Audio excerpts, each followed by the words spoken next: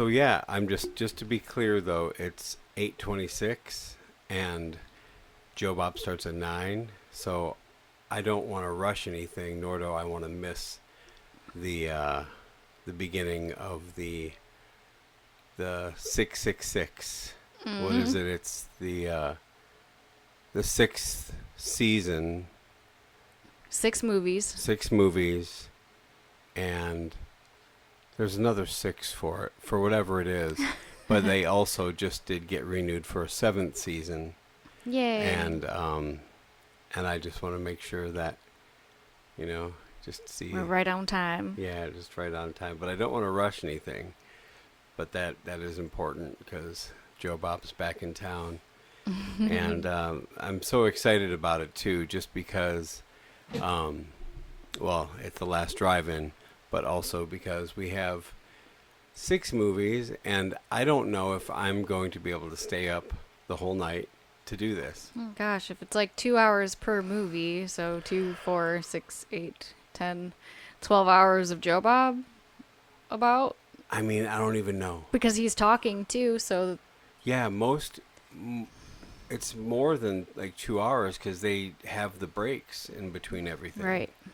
And I won't be able to stay up. I know I won't. No, it's... I'll poop out sometime. It's going to be nearly impossible. Yeah. And I'm super excited because it's Friday and it's only 8:30 at night. It's a long weekend. It's a Labor Day weekend, which means Birthday weekend. Yeah. Well, 3 days, Woo! 3 continuous days off, and it is my birthday weekend, and also sobriety anniversary. So it's very good. It makes me feel warm that I get to spend it with you. Oh. Like every day. Come on. And I'm super excited. On the other hand, though, I'm aware that when the official Halloween season starts, I mean, it's every day, but September 1st is kind of like the official start of the Halloween season. Then the year just moves fucking fast. Halloween Eve. All of September. Yeah, right? And it's just, I wish it moved slower. Like, the summer months move slow for me because it's hot sometimes. And it drags out, and we have Catriona stalking us in here.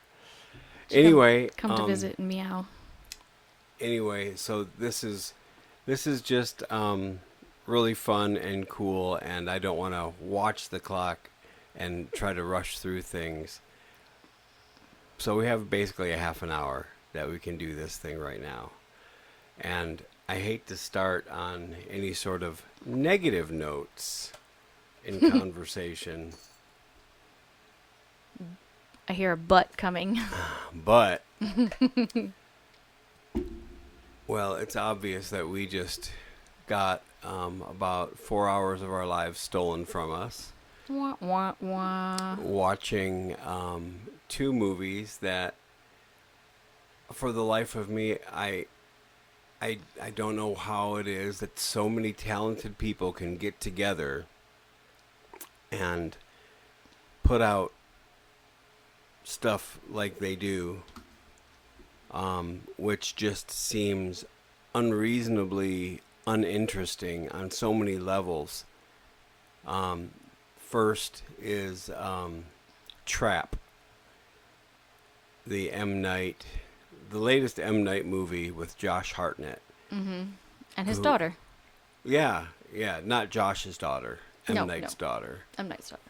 And, I mean, she did great. I thought she was great, and I love Josh Hartnett, but he was really wasted. Like, his talent was wasted in this movie.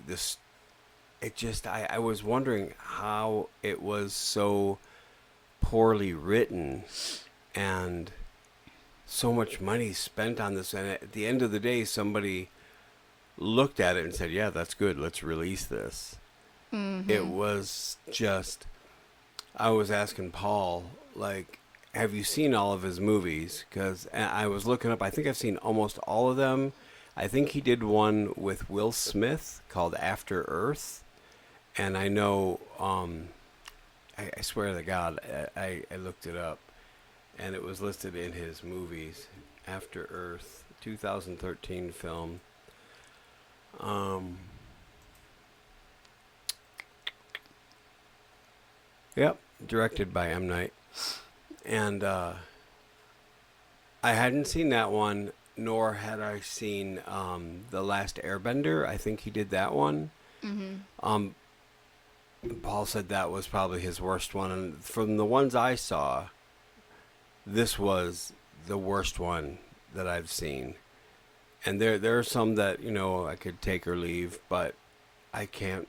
I just don't understand how that got greenlit. And was it to kind of debut his daughter into acting and also a songwriter, which she wrote 14 songs for this movie for? Really? Well, yes, she did. That was her voice? I'm not sure if that was her voice or not. I'm not entirely Well, sure, but I know she written the songs though.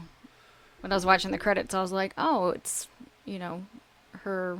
I didn't see who performed it. Couldn't read it very well. Oh, well, she's obviously very talented, and not that it's my kind of music at all, but No, me neither. I just don't see why you can't do a showcase for your child and do a good movie. At any rate, that was the one, and I just was excited to see it, and really, I can't believe that it was that uninteresting and poorly written and just awkward in so many ways.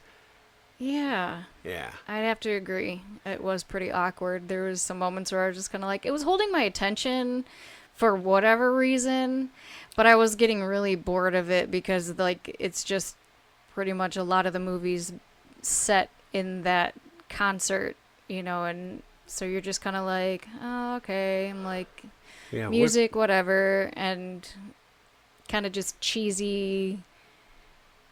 I don't know, like, hey, my daughter had leukemia. Like, you can pretty much, foretell whatever is going to happen, Yeah. And it was weird. Like, anyway, point made. I'm just astounded because I do like his stuff.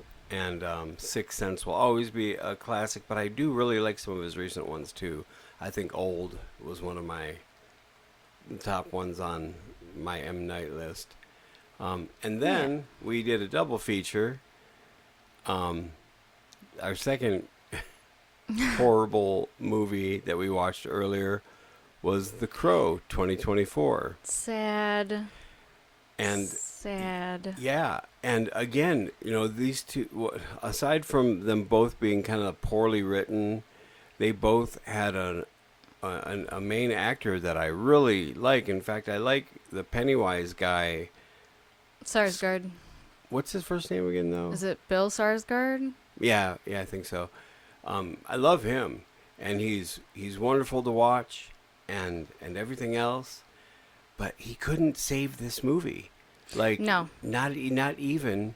No. His awesome presence could save this movie. I felt like the plot and everything was rushed. The dialogue was rushed.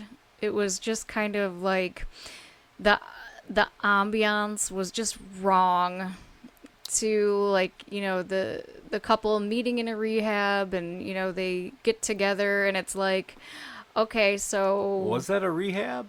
Yes, rehab facility. Like for drugs. Yeah. Oh, when I didn't even catch that. They were all just dressed in pink. She gets yes, they all were bubblegum.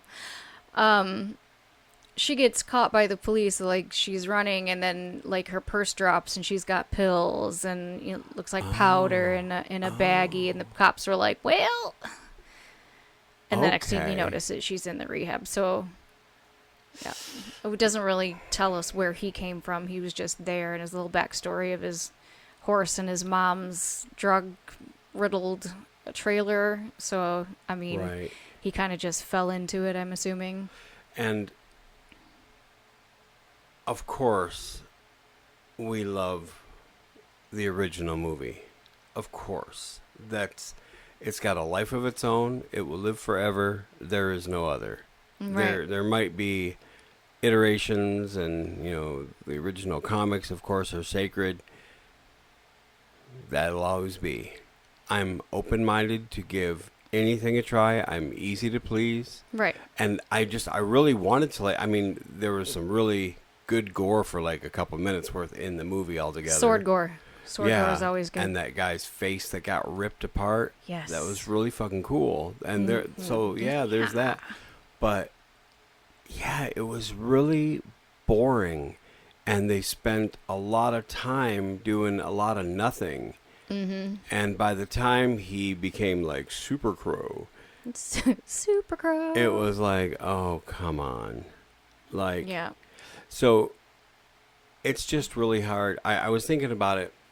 For me, it's always like a Kiss analogy. I can always relate something with Kiss.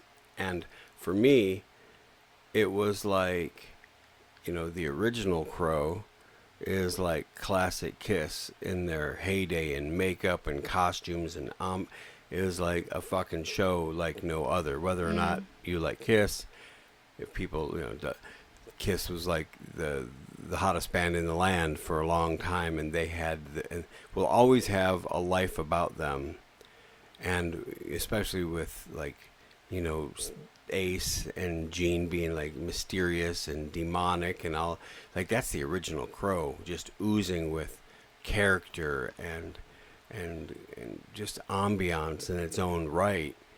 And then Kiss took off their makeup in the 80s and had some, maybe musically there were some good stuff there, but for a while it was pretty fucking corny.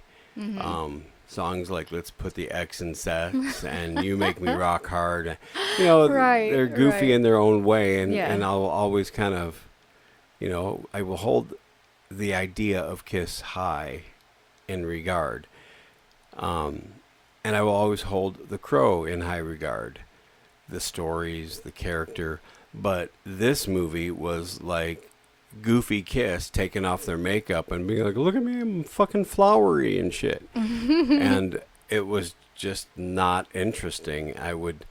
They would, even if they were like, yes, we were releasing a 3-hour uncut director's, like, I don't want to watch that. It felt like it was already 3 hours. Yeah. Just getting through it. Yeah. And that's what, like I said, I wasn't trying to prejudge it. Skarsgård is awesome. I kept thinking maybe, and I was hoping, but right. very sadly disappointed. Very much, yeah. And it might even be blasphemous to suggest that if they were going to do something like that, that it should be something that completely honors Brandon Lee and shows him. I don't know how you would do that. There will always be the original. Mm-hmm. You can never take that away from anybody. Nope. and everything about that movie is fucking perfect except that he died. And I hold it close too, like for personal reasons. I remember when Damon was small, very small, and it was Halloween. I went as the Crow. I used to walk him to his Montessori school right from my old house, and I dressed up as the Crow for Halloween that day. Aww. And I remember, walking him there, and I think one of the kids, the older kids, or I can't remember who it was, somebody said, "Oh, look, it's Fat Crow." I was like, yeah, I'm the Fat Crow. I would rather watch Fat Crow than this Crow anyway. So it's too bad though. Yeah, the original film is like near and dear to my heart. I was at a very impressionable age at that time. So in 1994, I was 14. So by the time I saw it, though, I had to I never got to see it on the big screen. But when it did finally come out, Hail Blockbuster. I rented it and was like, oh my gosh, this is such a great film. His portrayal as Eric Draven was awesome. His duct tape, use of duct tape, black around the arms and his chest, and like it just, and the like combat boots, that was me, you know. I was like, oh, this is so cool, you know. And then the soundtrack came out, and that was one of the first soundtracks that I had purchased, and as a cassette tape. Woohoo! Oh yeah. In my I think I had a 1988 Cavalier Z24 that I put that in there and was like listening to that music, and which is awesome just to begin with. Just everything that was written for that film had never been heard before, and it just was like a life of its own. And I was like, this is all so original freaking cool. music. Yes. Yeah. So you got The Cure. It kind of like kickstarted Stone Temple Pilots' career after they put in was Big Empty. They like hit the charts real quick. They weren't big before that. They were just coming out. Okay. It was like around like the grunge type era, but I think with the success of The Crow, it really like pushed them into the limelight. You have a Scully.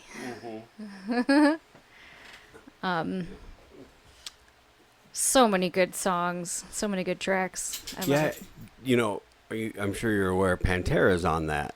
They have an original song on that doesn't sound like Pantera. Or is it an original song, or it might be a cover because it doesn't sound like Pantera? It might be a cover. A lot of things were either original or covers from. I know Henry Rollins did a cover by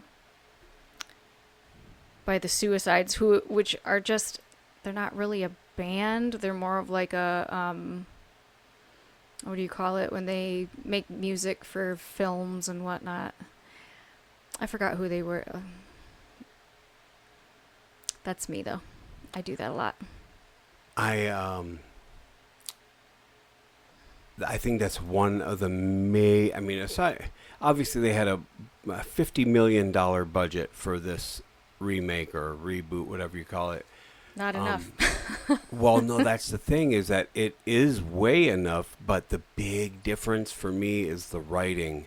You know, you have to have this writing to regard the creation from the comic book. James O'Barr's comic is sacred, and the original movie is, written by David Scow, who he is just a treasure, a horror treasure, and is sacred.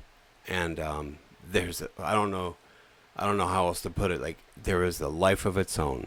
David Scow's writing, the direction in the original, the cinematography, the music, Brandon Lee. So perfect. So that's why this feels like such a turd. Yeah. I'm not even trying to say, like, it is what it is. And like I said, there'll always be the original. And the song on the original from Pantera is called The Badge. Yes. Is that a cover? Oh, it's Poison Idea. I didn't know that. Poison Idea. Anywho, so there was that, and I think we just spent like fucking 15 minutes talking about two bad movies. But yes. But that's the way it goes, and one that we have to go and check out. I can't even remember the name of it right now, but it's in the theater. Remember, I was saying we need to go see this. It's like Strange Behavior or something. Strange. No, it's not Strange Behavior. Right, that one. Everybody says don't look at the Strange Darling. Strange Darling. Yep. Don't watch the trailer. Don't just go in. It's a perfect movie, and that's what I want to go see. And maybe we could spend half an hour talking about how good that is. And okay, the last thing I'll say about this is any movie that gets made is a miracle. There's a lot of talent behind all of it. I'm just being a critic right now, and critics can suck ass because all you're doing is watching shit and complaining or saying, oh, this is what I feel. That's fine and good. We are, I'm an artist, you're an artist. We put our shit out there. It's going to be critiqued. Some people are going to say it sucks. Other people might like it. We hope they like it. But I'm not saying that there wasn't talent put into these. It's just too bad that it turned out the way that it did. So, Yeah. Boo. yeah. So, 6 seasons of Joe Bob. That's Woo! what we've been blessed with thus far. And Samara, when she came over, you were still at work the other day. She was sitting down. It was the storm. She, pulls her hearse in the driveway and comes in, and she's just like, kind of calming down from the storm. And I was freaking out because the possibility of hail and all the, it looked like the end of the world outside there. But the first thing that she said when she started to calm down, she was on the middle chair in the front room, and she looked up by the TV and she's like, Joe Bob, what's that? And I was like, oh, that's a letter that he wrote us. And she was like, he wrote you a letter? I'm like, oh yeah. It's like we did this book with characters named after him and Darcy, and sent them a couple copies, and he was nice enough to write a thank you letter. And I said, I was going to put it away somewhere safe, and then Sarah just, framed it and shit, and we put it right there, and she thought that was pretty cool. But I didn't tell her at the time that I had named one of the main characters after her in the new book. Yeah. Yeah, she's Mara is the name of the young girl, the little pagan death rock girl that Nice. that's the main sort of the main character in the Demoness book. So I didn't tell her that, but I thought that was pretty cool that she noticed that. She just saw Joe Bob's logo at the top of the letter.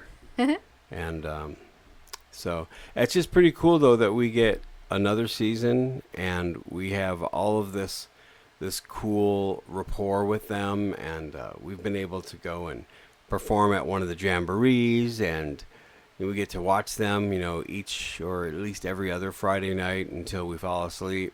And I don't know. Do you have like a favorite episode that stands out in your head? Any one of them that stands out? No, I mean, I just like watching all of them because he always has something like goofy to say about the movies. I love his, what does he do? Like the role, like the credits that he does.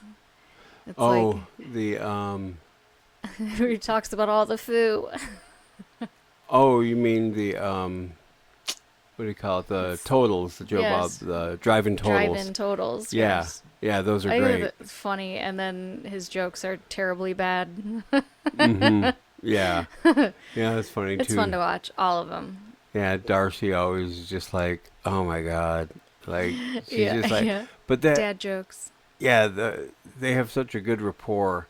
She's become such a giant part of that show, being what it is now. In the past, he had his male girl. Was it Honey?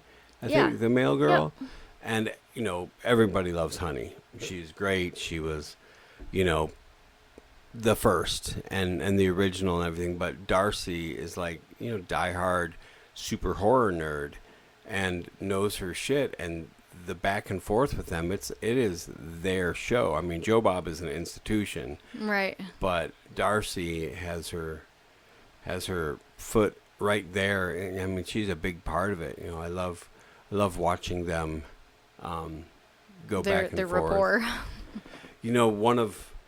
One of the recent favorites that they had on for me was Cemetery Man. Oh yeah. They just did that one when Yep. she did the cosplay Yes. of the She head was in the got her TV. head in the TV. Yeah. That was great. I love that. I love her cosplays. They're oh so goofy. Yeah. She's great though. She's done so many of them. The one I think Silent Night, Deadly Night 2 when they did that one and she got impaled on the antlers. That was really cool. But I just love when he goes into detail about things, especially with Italian horror. Mm-hmm. He'll bring up things that I didn't know. I'm like, damn, I got schooled by Joe Bob. You know, there's a lot of things that he'll bring up that, you know, I am very well aware of, and I think maybe some people are, but some of the stuff he brings up, I had no idea. Like, I didn't know a fucking thing about Rotten Tail when they showed that. Yeah. Fuck. I don't know if I'll ever know enough about Rotten Tail. That's such a fucking whack movie. But it was really cool when they played that one that night. I was like, oh shit, that's David's movie. And I couldn't. I just typed to him real quick. I'm like, oh shit, they're playing your movie, dude. That was really cool too. I bet you he was stoked. Oh yeah. Whoa. Absolutely, rightfully so. So I guess I'm just trying to figure out if we even want to get into some of the goodies that we have here, or just sort of wait to another time, because it's going to be, you know, time for this to come on. Or do you want to just start with a couple things? Why don't we just do the next one with our show and tell? Okay. Yeah, I got a lot of stuff though. I mean, Me too. Okay, I'll tell you what. Instead of doing just scare and tell or show and tell, we'll do a little cryptid trivia for the next few minutes, so we can round it out nice and even, if that's all right. Sure. There is one thing though I want to show, and this Oh, is my I didn't my see him there. all-time favorite toy. You probably can't see that. Oh, look. Gotta get him up close. Look at that adorableness. Someone did a little short movie about him and his little girlfriend they painted pink. I remember. It was so cute. It's my all-time favorite toy. It's small and innocent, just a little wind-up robot. There's nothing more to it than I got one of these when I was a little kid, and I just thought it was freaking amazing, you know? We love robots. Look at him go. His little arms go around. Whee. It's perfect. Whoa. Whoa. He's got a good little waddle There you going go. on there. It's just perfect. I got you. Don't you worry, I got you. Yeah. Perfect. That is my perfect little favorite toy of all time. At any rate, how about some cryptid trivia? Go for it. I'll open to chapter 3. Deep water, sea serpents, lake monsters, and other water dwellers. See if you can Bubbles. okay. Oh, looks like we sold 2 more tickets to our Flint Horror Collective Meets the Phantom Super Special Halloween Double Feature on October 18 at the Howell Theater. Toot toot. Yeah. Tyler just said that he sold 2 tickets. And it's a super special secret double feature. Super secret. Flint Horror Collective Meets the Phantom. Ooh. Okay. Holy shit. What you got there? I mean, this book, Bernadette Johnson, that's the author, The Big Book of Cryptid Trivia. There's so much shit in here, and since I got this, I have not read it except for when we're doing this. Uh-huh. Because I want to do it here and learn things with you. Oh, come on. But every time I open it up, there's something new I've never heard of. So you're not going to know this shit, Of course right? not. You're just No? going to have to read it to me. Okay. Give it up. How's this? What ancient cave painting makes some believe there may have been walruses in Africa?